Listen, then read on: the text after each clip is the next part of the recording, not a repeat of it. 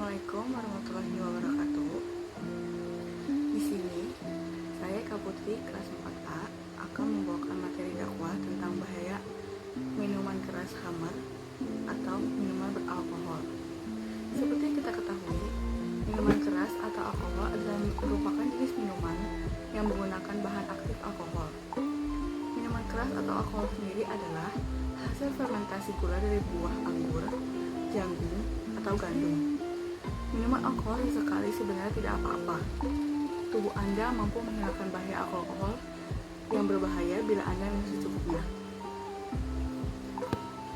Akan tetapi, minuman beralkohol dikenal dengan bahayanya terhadap fungsi serta cara kerja otak. Ya, konsumsi alkohol berkaitan dengan munculnya gejala kesulitan berpikir seperti linglung, pikiran tidak logis, dan tidak bisa mengambil keputusan. Dalam jangka panjang, bahaya alkohol juga bisa mengganggu kesehatan dan fungsi otak yang lebih serius.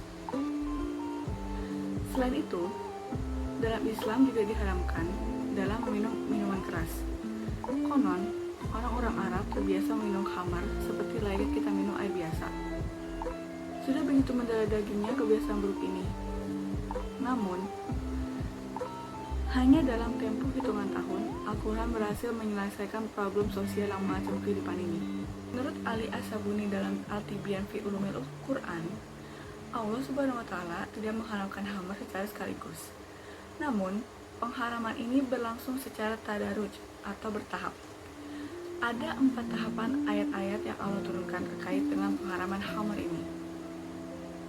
Ayat pertama, firman Allah, dan dari buah kurma dan anggur, kamu membuat minuman yang memabukkan dan rezeki yang baik.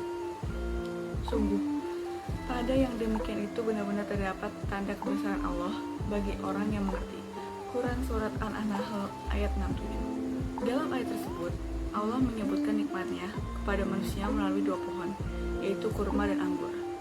Namun ada manusia yang menjadikan buahnya untuk sesuatu yang buruk, yaitu membuat minuman yang memabukkan. Dan ada yang menjadikannya wasilah terhadap rezeki yang baik. Bagi orang yang berakal yang melihat ayat tanda kebesaran Allah, tentu akan menghindari tipe pertama. Kemudian, turun ayat kedua. Mereka menanyakan kepadamu Muhammad tentang khamar dan judi. Katakanlah, pada keduanya terdapat dosa besar dan beberapa manfaat bagi manusia. Tetapi, dosanya lebih besar dari manfaatnya. Quran Surat Al-Baqarah ayat 219. Ayat ini jelas menyebutkan adanya unsur dosa dalam khamar. Walaupun ayat ini belum menegaskan keharamannya, namun bagi orang yang menjaga kesucian diri, tentunya akan memilih menghindari setiap perbuatan yang menyeret pada lembah dosa. Ayat yang ketiga, Quran Surat An-Nisa 43. Wahai orang beriman, janganlah kamu mendekati sholat ketika kamu dalam keadaan mabuk, sampai sadar apa yang kamu katakan. Ayat ini mengharamkan khamar pada sebagian waktu saja, yaitu pada waktu-waktu sholat.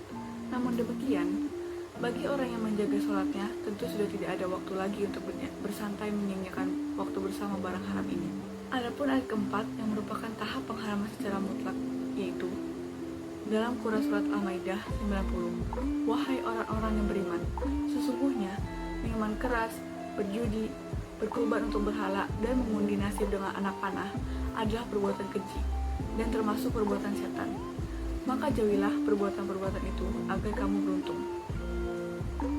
Ketika ayat ini turun, sontak Madinah saat itu banjir khamar karena kaum muslimin bergegas memenuhi surat ilahi ini dengan membuang semua persediaan khamar yang ada.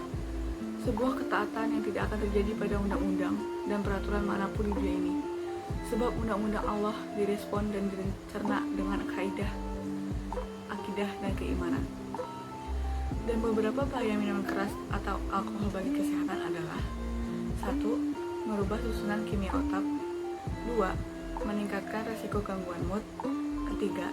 Memicu psikosis dan perilaku beresiko. 4. Kerusakan otak, khususnya bagian yang mengatur ingatan. 5. Demensi lebih cepat terjadi dan mengakibatkan penyusutan otak sampai kehilangan ingatan. 6. Depresi, masalah kejiwaan yang terjadi akibat terlalu banyak minum alkohol. 7. Gagal fokus. 8. stres karena pandangan masyarakat. 9. Membuat syaraf rusak. Dan ke-10, tertipu dengan pandangannya sendiri. Demikian materi yang saya sampaikan kali ini. Kurang lebihnya mohon maaf. Wassalamualaikum warahmatullahi wabarakatuh.